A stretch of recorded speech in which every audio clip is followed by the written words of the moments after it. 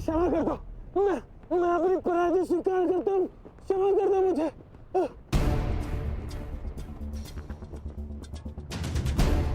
इतने भी बुरे दिन नहीं आए कि प्राणों की भीख मांग रहे एक याचक को निराश करूं।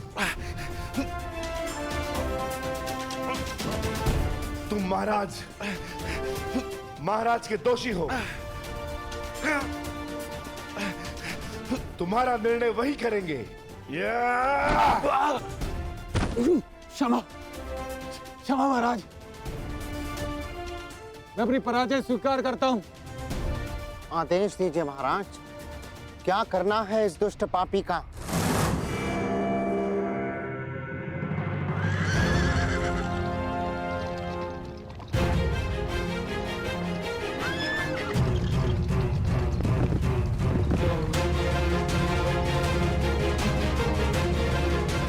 बृहन्नला, युद्ध में सारथी का महत्व महारथी से कम नहीं होता। यदि आज तुमने चतुराई से रथ नहीं चलाया तो मैं अपने पूर्ण कौशल का उपयोग नहीं कर पाऊंगा। मुझे आज महामही भीष्म, महाबली कर्ण और महान द्रोण जैसे महारथियों को परास्त करना है। और ज्ञात रहे, जिस गति से मेरे बाण चले उसी गति से ये रथ चलना चाहिए। जो आदेश युवराज, मैं प्रयास करूंगी कि आपको निराश ना करूं।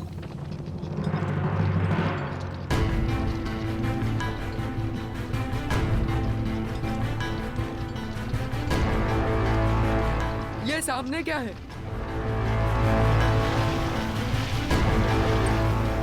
रथ की गति बढ़ाओ बृहन्नला, मुझे स्पष्ट नहीं दिख रहा है।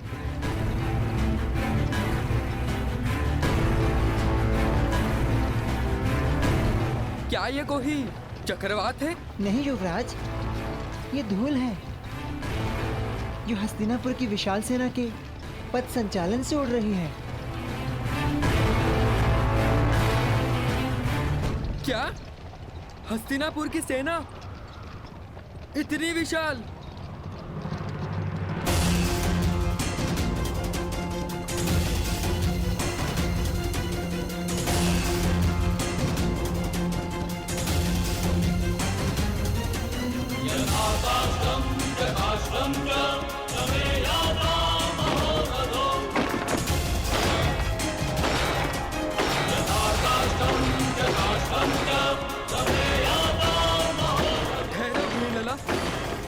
मैंने कहा रथ रोको बृहन्नला।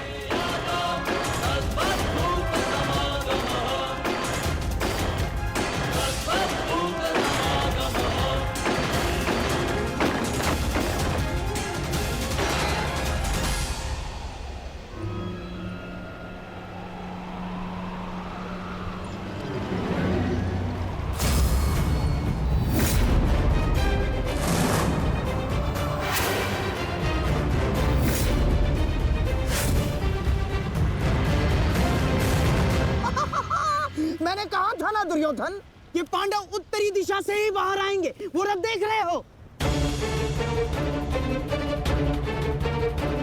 कदाचित उसी रथ में छिपकर भाग रहे हैं भगोड़े। आओ!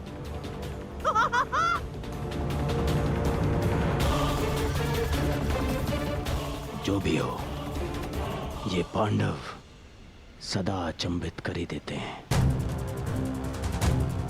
हस्तिनापुर की इतनी बड़ी सेना के समक्ष केवल एक पांडव पुत्र। दुर्भाग्य, दुर्भाग्य, दुर्भाग्य केवल अब 4 पांडव वन में जाएंगे, क्योंकि एक का आज ही अंत हो जाएगा। यही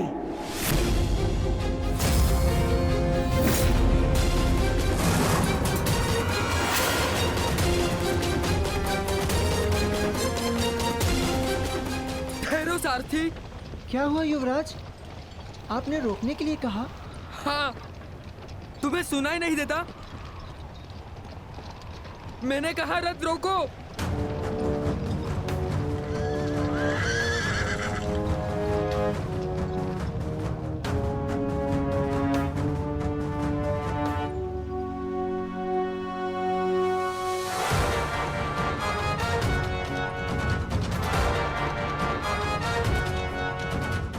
ये रथ अचानक रुक क्यों गया?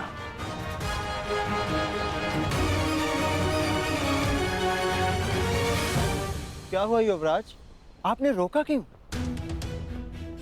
शत्रु हमारी प्रतीक्षा कर रहा है। अपने बाणों का स्वाद चखने का सौभाग्य दीजिए उन्हें।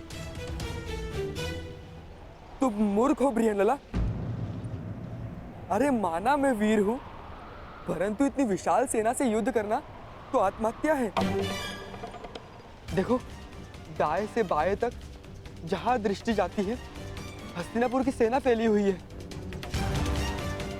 देखो, वो दूर श्रुतिश तक घेर लिया है उन्होंने। बृहनला, मुझे लगता है कि हमें सेना के साथ आना चाहिए। कौन सी सेना युवराज? इस मत्स्य में यदि कोई महारथी शेष है तो वो केवल आप हैं। परंतु इतने महारथियों और इतनी विशाल सेना के समक्ष तो मैं पल भर भी नहीं ठहर पाऊंगा। नहीं, तुम रथ को पुनः महल ले चलो। नहीं युवराज, ऐसा सोचना भी अधर्म है। आप विराट नगर के युवराज हैं। भूल गए महारानी और कुमारी उत्तरा को क्या वचन दिया था आपने? इस समय प्रजा की एकमात्र आशा आप हैं। परंतु यदि आप कायरों की भांति भाग निकले तो विराट नगर पर, आपके कुल के मस्तक पर भयंकर कलंक लग जाएगा। वो देखिए, शत्रु हमारे समक्ष खड़ा ललकार रहा है हमें। क्षत्रिय धर्म निभाने का समय आ गया है युवराज। धनुष उठाइए युवराज, धनुष उठाइए।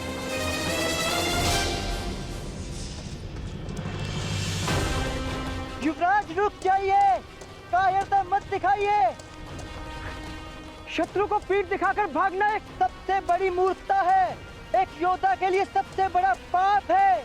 पाप सह लूंगा, परंतु इस सेना के वाहन नहीं सह पाऊंगा।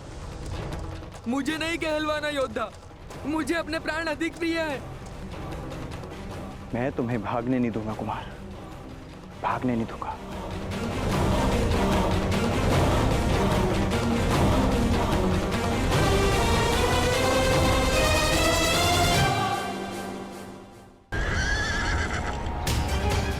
ठहरिए युवराज, मैं कहती हूँ ठहरिए।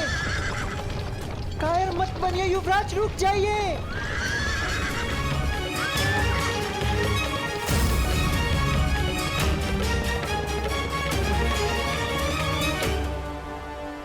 ये कैसे हो सकता है? ये तो वापस लौट रहा है। आमश्री, आपने तो कहा था कि ये योजना सफल होगी। पांडव इसी द्वार से आएंगे, परंतु ये तो उल्टे पांव लौट रहे हैं। नहीं, ये पांडव हो ही नहीं सकते, क्योंकि पांडव अपने शत्रु को पीठ दिखा के नहीं भाग सकते।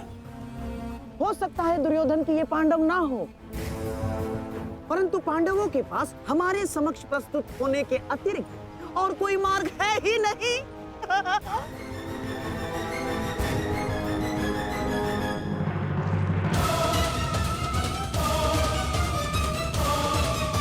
आप भाग नहीं सकते कुमार। कोई और मार्ग नहीं है बृहनला। मैं इतनी शक्तिशाली सेना से युद्ध नहीं कर सकता। परंतु मेरी दृष्टि में युद्ध के अतिरिक्त कोई मार्ग नहीं।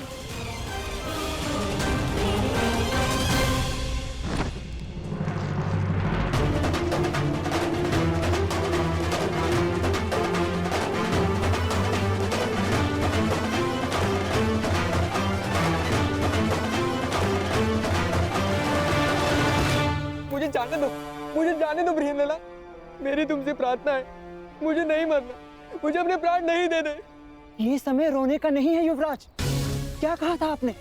आप एक योद्धा हैं और एक योद्धा मृत्यु का सामना हंसकर करता है, मृत्यु के भय से रोता नहीं। और किस बात से भयभीत हैं आप? आप अकेले नहीं हैं। तुम्हारी मति तो नहीं मारी गई है, अकेले ही तो हूं मैं बृहन्नला। देखो चारों, कहाँ है सेना? कौन देगा मेरा साथ? मैं दूंगी आपका साथ। तुम्हारा साथ किस काम का? तुम तो एक किन्नर हो।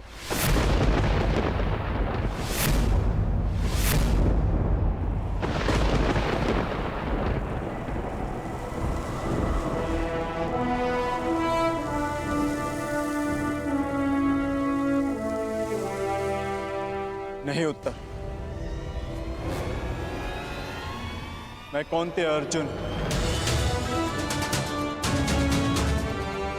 पशुपतधारी, ब्रह्मास्त्रधारी अर्जुन,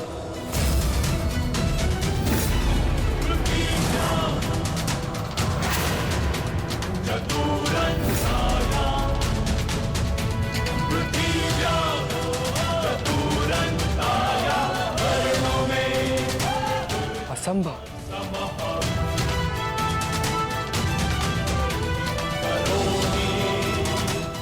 सत्य कल्पना से अधिक आश्चर्यजनक होता है कुमार। मैं सत्य में अर्जुन और मेरे ज्येष्ठ भ्राता श्री युधिष्ठिर इस समय कंक वेश में तुम्हारे पिता श्री की सहायता कर रहे हैं। और जो तुम्हारा प्रधान रसोईया है वो कोई और नहीं, महाबली शक्तिशाली भीम है। और जो ग्रंथिक तुम्हारी अश्वशाला संभालता है वो मेरा अनुज नकुल। और जो तुम्हारी गौशाला संभालता है कोई तांतीपाल नहीं, मेरा अनुज सहदेव। और तुम्हारी माता की दासी सैरेंद्री, स्वयं याज्ञसेन, पांचाली। हम पांचों भाई यहाँ अज्ञातवास में, परंतु इस अज्ञातवास में तुम्हें तुम्हारे साहस का ज्ञान कराना कदाचित हमारा प्रारंभ है। महाबली, महाधनुधारी अर्जुन, मुझे क्षमा कर दीजिए महान धनुधारी अर्जुन।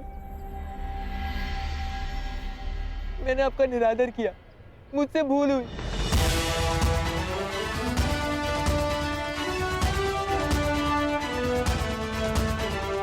ये तुम्हारी भूल नहीं, हमारी सफलता है जो तुम हमारा वास्तविक रूप पहचान नहीं पाए। परंतु भविष्य में किसी को छोटा समझकर उसका निरादर करना सबसे बड़ी भूल होगी। मनुष्य भिक्षुक हो या राजा, सबसे पहले मनुष्य होता है और हर मनुष्य को सम्मान पाने का अधिकार है। ये मेरा सौभाग्य है कि मुझे आपका साथ मिला। अब मेरे लिए क्या आदेश है? आदेश नहीं, निवेदन है। जिस मत्स्य ने हमें शरण दी उसका आदर बना रहे, इसलिए हमें पुनः रणभूमि लौटना है। आपको अपने साथ पाकर मुझ में साहस जाग गया है। चलिए विराट के शत्रुओं का नाश कर देते हैं। निसंदेह, परंतु महाबलियों का सामना करने के लिए हमें कुछ वस्तुओं की आवश्यकता होगी। उस वृक्ष पर लटके श्वेत वस्त्र में हमारी कुछ वस्तुएं।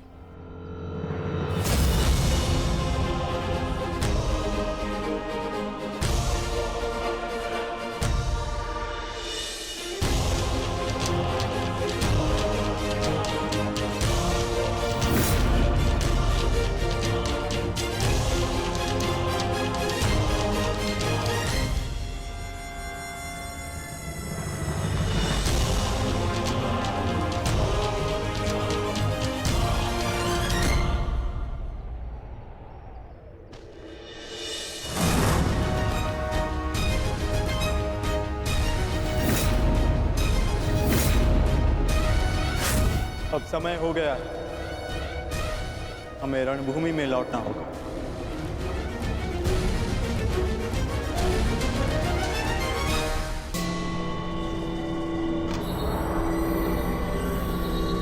मैं और प्रतीक्षा नहीं कर सकता मामाश्री। अब तो सूर्यास्त भी होने वाला है। एक रथ आ रहा है।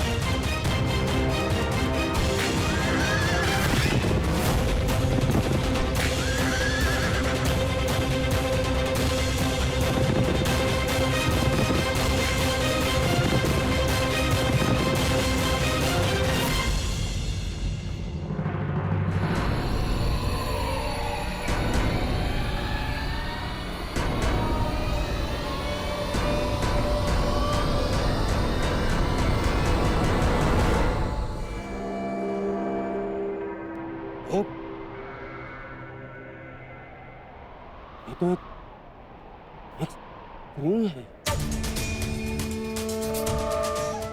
स्त्री है?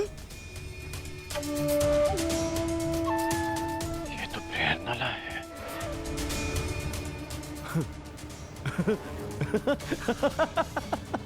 देख रहे हैं मामाश्री, विराटनगर का युवराज सारथी बना हुआ है और वो भी एक स्त्री का। ना ना ना ना ना ना ना, स्त्री का नहीं दुर्योधन, एक किन्नर का। किन्नर।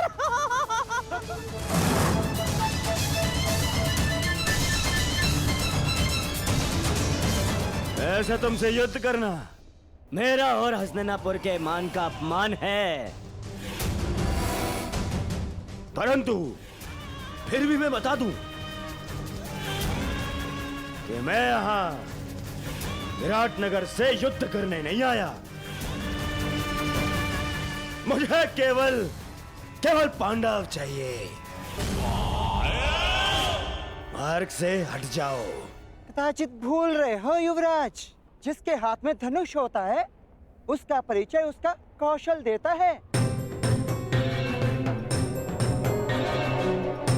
तुम्हारे सामने एक योद्धा खड़ा है। विराटनगर की सीमा पार करने से पूर्व तुम्हें मुझसे युद्ध करना होगा। विजय पानी होगी मुझ पे। कल्पना अच्छी है किन्नर, परंतु एक किन्नर से युद्ध करना देख वजह दुर्योधन के सम्मान के विरुद्ध है। परंतु फिर भी यदि युद्ध करने की इच्छुक ही हो तो पहले अपना परिचय दो। कौन तुम? प्रेहनिल्ला, प्रेहनिल्ला नाम है मेरा।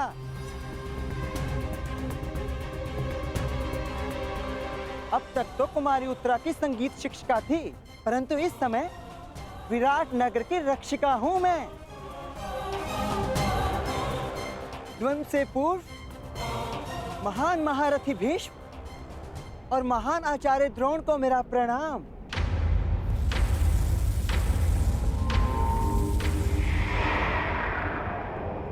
हो सकता है ये भेष बदले कोई पांडव ही हो।